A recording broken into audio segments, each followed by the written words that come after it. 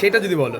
শোনো, এইটা খুবই ইম্পর্টেন্ট যে আমার এখানে অনেকে মানত করেন, এবার সেটা হয় মানে যাই হোক ঠাকুরের ইচ্ছা ফল হয়েছে, মানে ফল পেয়েছে, তাই এখানে আমাকে বলে রেখেছিল, আমি সেই লাড্ডু কিনে দিয়ে দিয়েছি, আসবে সন্ধ্যাবেলা আসবে তার বলছে ঠাকুরকেই নিবেদন করবো, অন্য ভোগ দেবে।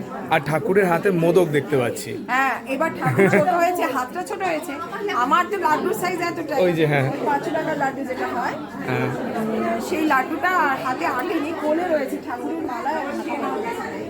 এবার প্রচুর মালা, এবার এই বন্ধন মালাটা দেখো কি সুন্দর, একদম। আমার মেকআপ করায় লোকনাথ দাস, লোকনাথ নিজে বসে ওই মালা গেঁথেছে, গেঁথে আজকে ওইটা ঠাকুরকে দেওয়া হয়েছে। ও কি সাপোর্ট করে? হেল্প তো সেটা না, কিন্তু সাপোর্ট করে মায়ের পাশে।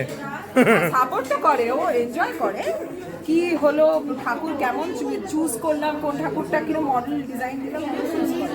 কেন ও খুব পোলাইট আর চুপচাপ, তো এই জন্যই। ও ভীষণ চুপচাপ, আমার বড় চুপচাপ, আমি এককালে ছিলাম চুপচাপ।